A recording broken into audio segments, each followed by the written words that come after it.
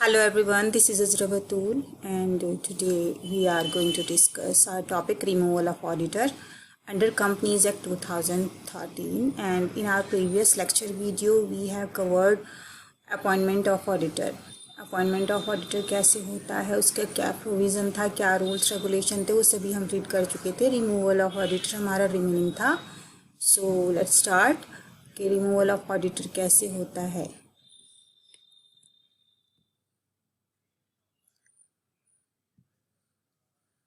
अब removal of auditor जो है वो यहाँ पर there are two types of removal of auditor. First is before expiry of term and second is after the expiry of term. So before expiry of term is very important topic कि अगर कोई भी auditor है और उसको कोई company वहाँ से उसकी पोस्ट से रिमूव करना चाह रही है, उसकी पोस्ट से उसको टर्मिनेट करना चाह रही है, बट उसकी जो टाइम पीरियड है अभी कंप्लीट नहीं हुआ है। आपको मालूम होगा कि कोई भी कंपनी का ऑडिटर होता है, अगर इंडिविजुअल है तो 5 इयर्स के लिए अपॉइंट होता है, और अगर कोई फर्म है तो मैक्सिमम 10 इयर्स के लिए अपॉइंट की जाती है। बट इन दिस कंडीशन अगर वो ऑडिटर 5 ईयर पूरी होने से पहले अगर इंडिविजुअल है और अगर फर्म ऑफ ऑडिटर है और 10 ईयर होने से पहले उसको कंपनी डिसाइड करती है कि इसको हमें अपनी कंपनी से हटाना है, इसकी पोस्ट से हटाना है, तो उसका क्या प्रोसीजर होगा, इसी के बारे में आज हम रीड करेंगे। तो फर्स्ट है बिफोर एक्सपायरी ऑफ टर्म। इसका अंडर सेक्शन 140 सब सेक्शन 1 के अंदर मेंशन किया गया है कि इसकी क्या रूल्स एंड रेगुलेशन होगी। इसके पॉइंट्स पढ़ लेते हैं। Board of director should pass the resolution. अब सबसे पहले क्या होगा कि अगर किसी भी ऑडिटर को यहाँ पर हटाना है तो क्या होगा, सबसे पहले बोर्ड ऑफ डायरेक्टर्स के थ्रू एक रेजोल्यूशन पास कराना होगा। हटाया जा सकता है बट बोर्ड ऑफ डायरेक्टर्स की परमिशन ज़रूरी होगी और उनका वहाँ से एक रेजोल्यूशन पास कराया जाएगा। Then previous approval by CG. अब ये क्या है कि सेंट्रल गवर्नमेंट से प्रीवियसली अप्रूवल लेना पड़ेगा। अब जो ऑडिटर होता है वो एक लीगली प्रोसीजर के थ्रू अपॉइंटेड पोस्ट होती है, जो एक बहुत ही रेपुटेड पोस्ट होती है और रिलायबल पोस्ट होती है, तो उसको कोई भी कंपनी ऐसे ही उसको उसकी पोस्ट रिमूव नहीं कर सकती। उसके लिए हमें सेंट्रल गवर्नमेंट से परमिशन लेनी पड़ती है, अप्रूवल लेना पड़ता है, एक एप्लीकेशन आरओसी के पास, सेंट्रल गवर्नमेंट के पास एक एप्लीकेशन फाइल करनी पड़ती है, और with in 30 days with prescribed fees वो एप्लीकेशन हमें वहाँ पर देनी पड़ती है। इसके बारे में भी हम आगे रीड करेंगे। नेक्स्ट देखिए, पहला हमारा पॉइंट हो गया बोर्ड ऑफ डायरेक्टर से हमें रेजोल्यूशन पास कराना होगा। सेकंड हो गया सेंट्रल गवर्नमेंट से हमें प्रीवियस अप्रूवल चाहिए होगा। Then procedure for obtaining approval of CG and passing SR. What is this कि अप्रूवल रिसीव करने के बाद सेंट्रल गवर्नमेंट का देन एक स्पेशल रेजोल्यूशन पास होगा। अब स्पेशल रेजोल्यूशन होता क्या है? स्पेशल रेजोल्यूशन ऐसा रेजोल्यूशन होता है जिसमें 2/3 part of the member of the company are agreed upon that decision that is the right decision to remove of that auditor, जिसमें 2/3 part member of the companies जो हैं वो अग्री करते हों कि हाँ ये डिसीजन सही है, या 75% of the member of the company are agreed upon that particular decision. So that is special resolution. Special resolution पास करना होगा। इसके बाद then an application shall be made to CG in form ADT2 with the prescribed fee, जो कि मैंने आपको अभी previously बताया था कि सेंट्रल गवर्नमेंट के पास एक ADT2 फॉर्म के नाम से एप्लीकेशन फाइल करनी पड़ती है और उसकी एक प्रेस्क्राइब फीस भी वहाँ पर देनी पड़ती है। Okay, so this is the procedure. Next procedure हम देख लेते हैं क्या है इसमें। The application shall be made to CG within 30 days of passing of the board resolution. ये एप्लीकेशन जो दी जाती है सेंट्रल गवर्नमेंट को विद इन 30 डेज दी जाती है। जब बोर्ड ऑफ डायरेक्टर से रेजोल्यूशन पास हो जाता है तो उसके 30 दिन के अंदर अंदर ये एप्लीकेशन सेंट्रल गवर्नमेंट के पास दी जाती है कि we are applying to remove that particular auditor from our company. वो इंडिविजुअल भी हो सकता है और कोई फॉर्म ऑफ ऑडिटर्स भी हो सकती है। ध्यान आता है AGM should be held with in 16 days of receipt of approval of CG. Central government क्या करेगी फिर एक AGM annual general meeting held करेगी विद इन 16 डेज। वो एक एजीएम हेल्ड करेगी उसको अप्रूव करने के बाद। स्पेशल रेजोल्यूशन पास होगा उस जनरल मीटिंग में, special resolution pass by shareholders in GM, जो भी जनरल मीटिंग होगी उसमें स्पेशल रेजोल्यूशन पास होगा, the auditor shall be given the reasonable opportunity to being heard. अब ऐसा सारा ही प्रोसेस होने के बाद एक चांस ऑडिटर को भी यहाँ दिया जाएगा, एक रीजनेबल अपॉर्चुनिटी दी जाएगी, राइट टू बी हर्ड, ये रूल होता है राइट टू बी हर्ड, कि उसकी भी सुनवाई होगी। अगर उससे कोई फॉल्ट हुआ है, वो क्यों हुआ है, क्या कमियां रही हैं, तो उसको भी एक बार उसको एक अपॉर्चुनिटी यहाँ पर दी जाएगी। नेक्स्ट स्लाइड देखते हैं हम अपनी। अब ये तो था हमारा पूरा procedure before the expiry of term, कि अगर एक्सपायर नहीं हुई है उसका टाइम लिमिट, टाइम ड्यूरेशन बच रही है, तब उसको हम रिमूव करने का क्या प्रोसीजर होगा, उसको टर्मिनेट करने का क्या प्रोसीजर होगा। देन आता है after the expiry of term, ये अंडर सेक्शन 140 सब सेक्शन 4 है, ठीक है। So before the expiry of term का सेक्शन क्या था, 140 सब सेक्शन 1, और ये after the expiry of term है अंडर सेक्शन 140 और sub section 4। Before it starting we have to know that जो स्पेशल रेजोल्यूशन पास होता है वो क्यों होता है, जो अभी मैंने before the expiry of the term बात की थी। तो उसमें सेंट्रल गवर्नमेंट, देखिए सेंट्रल गवर्नमेंट के थ्रू भी यहाँ पर परमिशन लेनी पड़ती है before the expiry of the time period.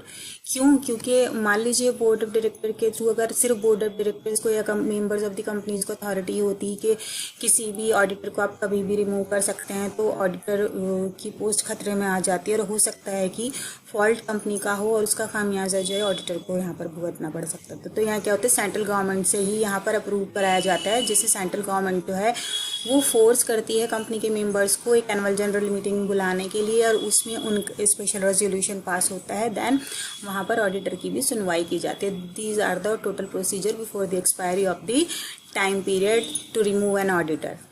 Okay, now बात आती है after the expiry of the term under section 140 का सब सेक्शन 4 है। आफ्टर द एक्सपायरी कोई ये तो वो है कि जब उसका टाइम पीरियड ख़त्म हो गया, उसकी जो टाइम लिमिट थी वो एक्सपायर हो गई है, उसका अगर इंडिविजुअल है 5 ईयर उसने कंप्लीट कर लिया, फॉर्म है ऑडिटर्स किसके 10 ईयर कंप्लीट हो गए हैं, तो क्या वहाँ पर स्पेशल नोटिस देने की रिक्वायरमेंट नहीं होती।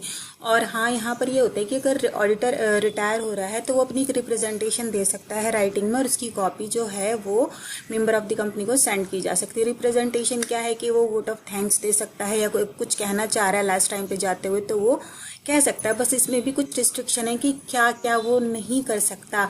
ऑडिटर रिप्रेजेंटेशन देगा, need not to be circulated to member, अगर वो सर्कुलेटेड नहीं होगी मेंबर को, अगर क्या कंडीशन होगी, the representation are receive too late, कि रिप्रेजेंटेशन बहुत देर से दी गई, और the right of representation is being abused by the auditor, कि जो रिप्रेजेंटेशन वो रिप्रेजेंट कर रहा है ऑडिटर, वो उसका अब्यूज कर रहा है या कुछ ऐसा शो ऑफ करना चाह रहा है कि जो कि इलीगल है या सही नहीं है कंपनी के मेंबर्स के सामने, तो ऐसी रिप्रेजेंटेशन वो नहीं दे सकता। Special notice required for resolution at AGM, के स्पेशल नोटिस रिक्वायर होगा एनुअल जनरल मीटिंग में, और अपॉइंटेड ऑफ कहीं का appointment of other than retiring auditor, के उसकी जगह पे कौन सा दूसरा ऑडिटर अपॉइंट हो रहा है। और यहाँ पर ये भी एक्सप्रेस किया जाएगा कि जो ऑडिटर यहाँ पे रिटायर हुआ है उसको रीअपॉइंट नहीं कर रहे हैं, वो अपनी टर्म्स एंड कंडीशंस उसकी पूरी हो चुकी है, तो वो एक्सपायर रिटायर हो चुका है, उसकी जगह दूसरा ऑडिटर अपॉइंट किया जाएगा। These are the section after the expiry, ये रूल्स एंड रेगुलेशन थी आफ्टर द एक्सपायरी। अब बात आती है हमारी, अब जो पहले मैंने अभी प्रीवियसली स्लाइड्स में बताया वो था बिफोर द एक्सपायरी कैसे रिमूव होगा, और लास्ट में था कि आफ्टर द एक्सपायरी कैसे उसको टर्मिनेट किया जाएगा। अब ये बात आती है, अब सेक्शन 140 सब सेक्शन 5 ये क्या कहता है कि इसके थ्रू पर यहाँ पर ऑडिटर्स का रिमूवल हो रहा था। पहले जो हमने बात की वो मेंबर ऑफ द कंपनी या बोर्ड ऑफ डायरेक्टर्स के थ्रू यहाँ पर मतलब रिमूव किया जा रहा था, ऑडिटर को उसकी पोस्ट से हटाया जा रहा था, टर्मिनेट कराया जा रहा था, और रिटायर हो रहा था। बट यहाँ बात आती है, देखो एप्लीकेशन किसके ज़रिए दी जा सकती है, किस किस के ज़रिए दी जा सकती है, कौन कौन एप्लीकेशन फाइल कर सकता है। स्यूमोटो बात आई है, स्यूमोटो यानी ट्रिब्यूनल खुद ये ऑर्डर पास कर सकता है कि इस पर्टिकुलर बंदे को ऑडिटर की पोस्ट से यहाँ पर हटाना है। वो कंडीशन क्या हो सकती है, पहले हम ये जान लेते हैं कि एप्लीकेशन कौन कौन दे सकता है ऑडिटर को रिमूव करने की। आई होप इन स्लाइड्स में, इस लेक्चर में रिमूवल ऑफ ऑडिटर का टॉपिक हमारा कंप्लीट हो जाए। तो एप्लीकेशन बाय स्यूमोटो याद रखना, suo motu by removal by the tribunal के बारे में हम स्टार्टिंग में रीड कर चुके हैं कि ट्रिब्यूनल कौन कौन से हैं। और क्या उनका मतलब प्रोसेस होता है, वर्किंग प्रोसेस क्या होता है। तो ट्रिब्यूनल खुद ये ऑर्डर पास कर सकता है कि किस पर्टिकुलर ऑडिटर, इंडिविजुअल ऑडिटर को या फर्म ऑफ ऑडिटर को रिमूव किया जाए और क्यों किया जाए। That is also the reason. CG central government remove करा सकती है, एक एप्लीकेशन देकर सेंट्रल गवर्नमेंट भी रिमूव करा सकती है। और एनी पर्सन, हम और आप या कंपनी का कोई मेंबर, हम और आप कौन, एग्रीव्ड पार्टी अगर होगी कि जिसको कोई लॉस हुआ है उस ऑडिटर की वजह से या कोई हार पहुंचा है उस ऑडिटर की वजह से, तो वो भी एप्लीकेशन फाइल कर सकता है कि उस पर्टिकुलर ऑडिटर या फर्म ऑफ ऑडिटर को रिमूव करने के लिए। तो इसमें एक नोट दिया हुआ है लास्ट में स्लाइड्स के येलो पोर्शन में, note within 15 days tribunal will pass an order to remove the auditor. कि अगर ट्रिब्यूनल खुद से उस ऑडिटर को रिमूव करना चाह रहा है तो 15 days में वो एक ऑर्डर पास करेगा, वो एक ऑर्डर पास करेगा कि इस पर्टिकुलर ऑडिटर को यहाँ से रिमूव करना है। और सेकंड थिंग, अगर सेंट्रल गवर्नमेंट ट्रिब्यूनल को ये ऑर्डर दे देती है कि इस पर्टिकुलर इंडिविजुअल या फर्म ऑफ ऑडिटर को उसकी पोस्ट से हटाना है क्योंकि कोई फ्रॉड पाया गया है, कोई डिफ़ॉल्ट पाया गया है कंपनी में, या उसके काम में कोई इलीगल एक्टिविटी पाई गई है, सो रीज़न हो सकते हैं कि सेंट्रल गवर्नमेंट या ट्रिब्यूनल उसको रिमूव करने के लिए बोल दे, टर्मिनेट करने के लिए बोल दे। बट अगर सेंट्रल गवर्नमेंट ट्रिब्यूनल को ये ऑर्डर देती है कि वो पर्टिकुलर ऑडिटर को उसकी पोस्ट से हटा दे, रिमूव, टर्मिनेट कर दे, तो ट्रिब्यूनल को विद इन 15 days ये एक्शन लेना पड़ेगा कि उसको उस ऑडिटर के पोस्ट से रिमूव कर दे। सेकंड थिंग आती है कि अब उसकी जगह पर कौन सा ऑडिटर अपॉइंट होगा, वो कौन अपॉइंट करेगा। तो सीजी यहाँ लिखा है ना, सेंट्रल गवर्नमेंट में अपॉइंट अनदर ऑडिटर, की जो भी अनदर ऑडिटर होगा वो सेंट्रल गवर्नमेंट यहाँ पर अपॉइंट कर सकती है। Auditor in default is disqualified for 5 years and liable to penalty under section 447। What is this?